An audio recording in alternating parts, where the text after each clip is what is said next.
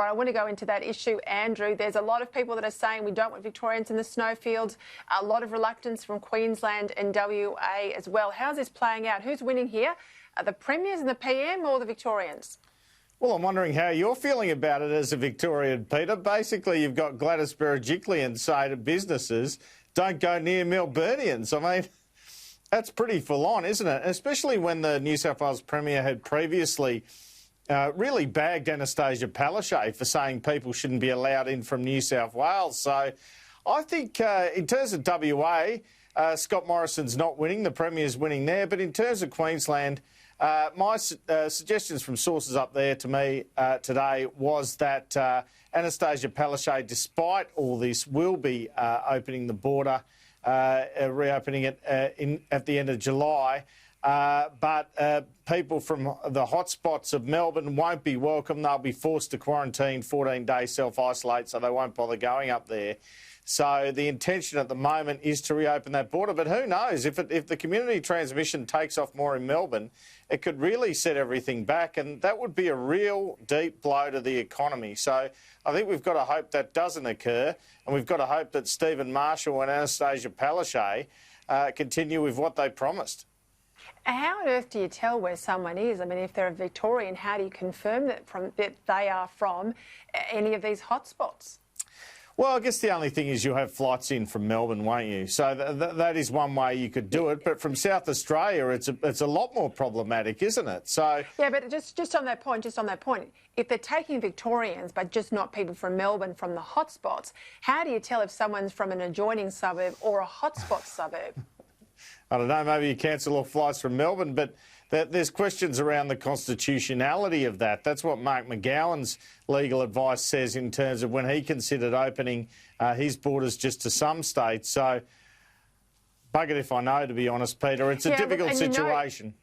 And I know, and this I think is a real security concern anyway, you can board a flight in this country without ID. So it's not like you can require people to prove that they are from outside these spots if they're catching a flight out of Melbourne. I think it's a mess, and I think it's a whole lot of politics. But, you know, Victoria had the toughest lockdown restrictions, and it's now got the worst results. What does that tell us? Well, we reported a bit on this in Afternoon Agenda. So senior sources who have been dealing with the coronavirus health crisis have certainly made the point to me that Victoria's contact tracing and their testing have been found wanting. Not right now. They're doing more testing than ever, and they're doing proper contact tracing. They've asked for help from other states. But around the time of the Cedar Meats outbreak, that was not occurring. They did not clamp down on that.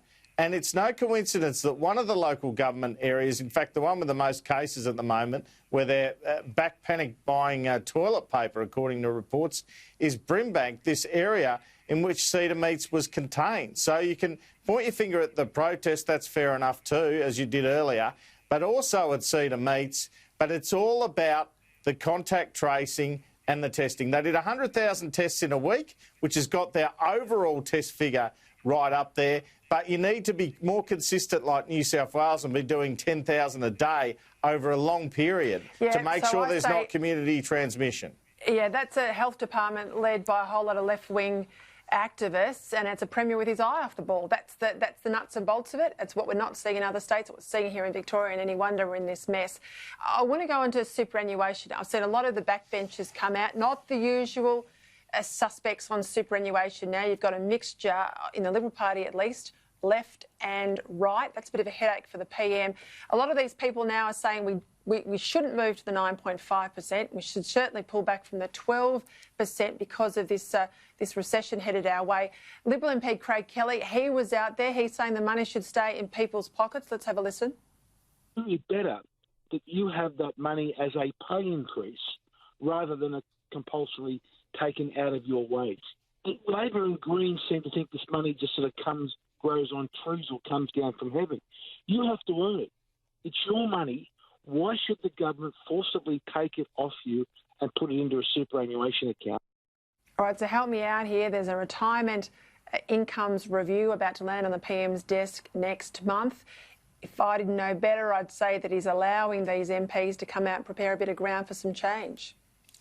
Yeah, but that's not the feedback I get, and that's not Morrison's public comments. So the sense is he won't go there for one practical reason. He doesn't believe that he could get that change through the Senate, Peter. So there are a number of things this year he's planning to challenge the Senate on. IR reform's one of them.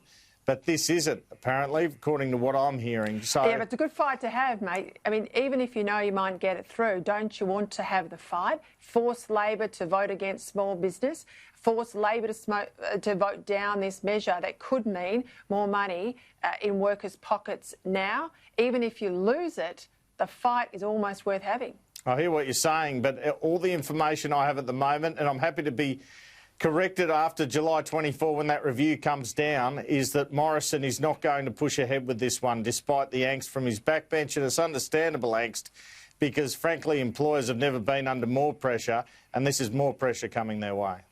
And workers haven't had a fair dinkum pay rise for some time. They're not going to get one now. They're lucky to keep their jobs, and this just means, as I said, more money in their pocket. I want to ask you about Eden-Monaro. You know, we're 2 weeks, well, less than 2 weeks out, about 10 days out now. PM was out campaigning in the seat again with Fiona Kotvojs. More money in there for farmers, for fire-ravaged orchardists. I was trying to think of the word there. Orchardists and others to get them back on their feet. Now, I've got to ask you, I'm looking at the rhythm of visits by VIPs. I've always looked at them, particularly in a campaign. By-elections are no different. The opposition leader was out there early into the seat. The PM's done quite a lot of recent trips. What does that say to you? Well, I had exactly the same reaction as you, so I started making calls on it last night when I realised the PM was there again today, and obviously both sides now underplaying their chances. And I think it's very, very tight. I think it's very tight. I wouldn't say the government's going to win it, but I'd say that Anthony Albanese's got a reason to have some fear at the moment. I think if you look at the two principals, the two women, Labor and Liberal there in the race, I think it is neck and neck. The difficulty, I suppose, is the preference deal the shooters have done with Labor, isn't it?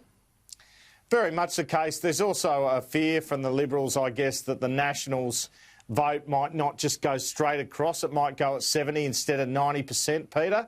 So that would be enough to get Labor over the line. But consistently, people have been telling me that Labor are only slightly ahead. And if you can be slightly ahead in seat-by-seat polling, you can easily be slightly behind. It might come down to postals, and Labor's waged a better postal vote campaign. So, but even if it's not decided on the night, that would still be a bit of a disaster for Albanese, I think. He needs to be at 52, 53 in this contest. I mean, there's already rumblings if he lost this, obviously, that his leadership would be in trouble down the track.